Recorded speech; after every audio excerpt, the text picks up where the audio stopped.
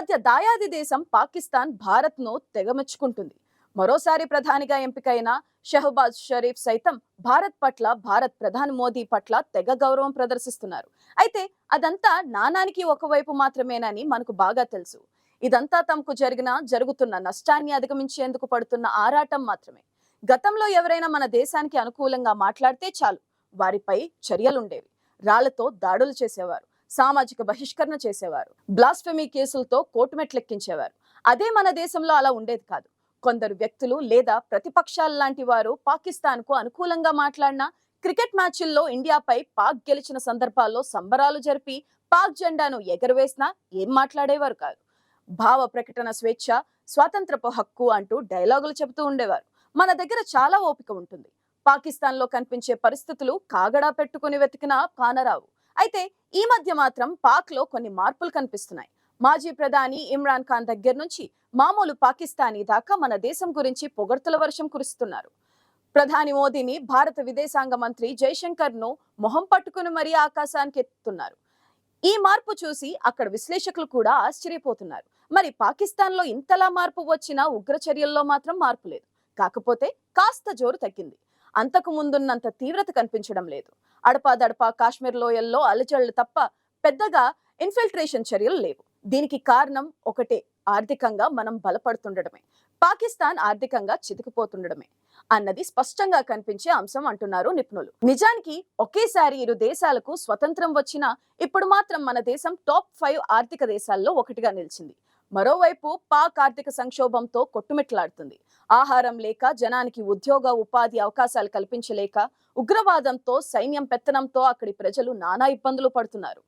పొరుగు దేశమైన భారత్ లో జరగనున్న వృద్ధిని ఆ దేశ రాజకీయ నాయకులు గుర్తిస్తున్నారు. గతంలో బహిరంగ ప్రదేశాల్లో ఇండియా పేరు ఎత్తితే కొట్టి చంపే పరిస్థితి నుంచి ఇప్పుడు ఏకంగా పార్లమెంట్ లోనే మన గురించి ప్రస్తావన రావడం ఆశ్చర్యానికి గురి చేస్తుంది. అంటే అక్కడ మార్పు మొదలైంది అని చెప్పడానికి ఇది ఓ సంకేతంగా భావించవచ్చని అంటున్నారు అక్కడ విశ్లేషకులు. గత ఎన్నికల సమయం నుంచే ఇమ్రాన్ ఖాన్ భారత్ గురించి అనుకూలంగా మాట్లాడడం ప్రారంభించారు. మరోవైపు ప్రస్తుత ప్రధానిగా బాధ్యతలు చేపట్టిన షహబాజ్ షరీఫ్ కూడా భారత్ చంద్రయాన్ 3 ద్వారా చంద్రుడిపైకి వెళ్తుంటే మనం మాత్రం ఇక్కడే ఆగిపోయామని ఎన్నికల సమయంలో వ్యాఖ్యానించారు. తాజాగా ఆ దేశ ప్రధానిగా రెండోసారి షరీఫ్ ఎంపికయ్యారు. ఈ సందర్భంగా జరుగుతున్న పార్లమెంట్ సమావేశాల్లో ఇమ్రాన్ పార్టీకి చెందిన ఎంపీలు భారత్ తీరును చూసి నేర్చుకోండి, వారి విధానాలను మనం కూడా అనుసరిద్దాం అని సూచించారు. అయితే పార్లమెంట్ లో భారత్ పేరు తీసుకురావడం, ఇలా పోల్చుకొని చూడాల్సి రావడం మాత్రం అధికార పార్టీకి మింగుడు పడ్డం లేదు. గత వారం కోల్కతా అండర్ వాటర్ మెట్రోని ప్రధాని నరేంద్ర మోదీ ప్రారంభించిన విషయం పాకిస్తాన్ ప్రజలకు మైండ్ బ్లాంక్ అయ్యేలా చేసింది. దీనికి సంబంధించిన ఫోటోలు, వీడియోలు సోషల్ మీడియాలో వైరల్ అయ్యాయి. అయితే ఈ వైరల్ వీడియోలు చూసిన పాకిస్తానీలు చాలా మంది ఇది ఏ జపానో, లేక అమెరికాలోనో, లేదా చైనాలోనో అనుకుంటున్నారు. అయితే అది ఇండియాలోనే ఉందన్న విషయం తెలిసి నోరెళ్లబెడుతున్నారు. పాకిస్తానీలు మోదీని పొగుడుతూ ఇండియా డెవలప్మెంట్ ని ప్రశంసిస్తూ వీడియో ఇప్పుడు ఇంటర్నెట్ లో వైరల్ గా మారింది. ఈ వీడియోలో పాకిస్తాన్ కు చెందిన ప్రముఖ YouTuber Sana Amjad Kolkata under water metro station వీడియోను కొంతమంది పాకిస్తానీలకు చూపుతూ ఇది ఎక్కడ ఉందో తెలుసా అని అడగ్గా, ఇది జపాన్ లేదా అమెరికా నుండి వచ్చిన వీడియో అని కొందరు చెప్పగా, అయితే అది ఇండియాలో అని చెప్పగానే వాళ్ళు షాకింగ్ రియాక్షన్ ఇవ్వడం వీడియోలో చూడవచ్చు. ఆ రియాక్షన్ చూస్తే ఎవరైనా సరే నవ్వు ఆపుకోలేరు. ఇది మాత్రమే కాదు, సనా దీని గురించి ఒక అమ్మాయితో మాట్లాడినప్పుడు ఆమె ప్రధాని మోదీని ప్రశంసించడం ప్రారంభించింది.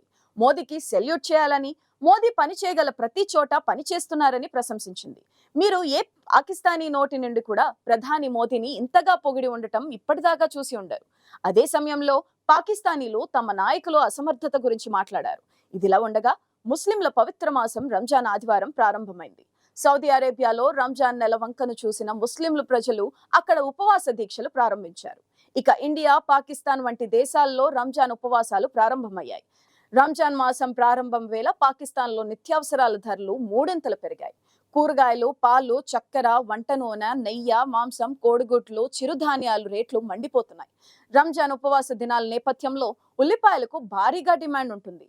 ప్రస్తుతం కిలో ఉల్లిపాయ ధర 150 రూపాయల నుంచి 300 రూపాయలకు పెరిగింది.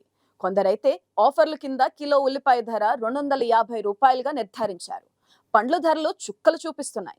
కిలో బంగాళదుంప ధర 50 నుంచి 80 రూపాయలకు విక్రయిస్తున్నారు. పాకిస్తానీయులు ఇష్టంగా తినే మిర్చి అయితే మంట పుట్టిస్తుంది. కిలో మిర్చి ఏకంగా 320 రూపాయలు పలుకుతుంది. క్యాప్సికం ధర 400 రూపాయలకు చేరింది. డజన్ అరటిపండ్ల ధర 80 నుంచి 120 రూపాయల వరకు పెరిగింది. నాణ్యమైన అరటిపండ్లైతే డజన్ 200 రూపాయలు పలుకుతుంది. గ్రీన్ యాపిల్ కిలోకు 200 నుంచి 250 రూపాయలు అమ్ముడవుతున్నాయి. వాటి మునుపటి ధర కేవలం 150 రూపాయలు మాత్రమే ఉండేది. రెడ్ అండ్ గోల్డెన్ కలర్ బంగారు రంగు యాపిల్స్ కిలోకు 350 నుంచి 400 వరకు పెరిగింది. ఇక రంజాన్ సమ్మర్ లో రానుండడంతో అటు పుచ్చకాయలకు కూడా భలే గిరాకీ ఉంటుంది. అయితే పుచ్చకాయ ధర కూడా పాకిస్తానీయులకు కన్నీరు పుట్టిస్తుంది. దాని ధర కిలోకు 100 నుంచి 200 వరకు పెరిగింది. ఈ ధరలతో పాకిస్తానీయులు బెంబేలెత్తిపోతున్నారు. ఏది ఏమైనా కొత్త ప్రభుత్వం పాకిస్తాన్ పరిస్థితిని సరిచేస్తుందా అన్నది సందేహాత్మకంగానే ఉంది. కొత్త సీసాలో పాత సారాలాగా మళ్లీ ఎన్నికైన అతుకుల బొంత లాంటి ప్రభుత్వం నుంచి ఏది ఆశించలేమని జనం బాహాటంగా వ్యాఖ్యానిస్తున్నారు. ఇదిలా ఉండగా నిన్న మన దేశంలో సిఏఏ చట్టం అమల్లోకి వచ్చింది. ఇది పాకిస్తాన్ కు మింగుడు పడ్డం లేదు, పక్కా ముస్లిం వ్యతిరేకత చట్టం అని ఖతార్ దేశానికి చెందిన అల్ జజీర్ టీవీ ఛానల్ వ్యాఖ్యానించింది.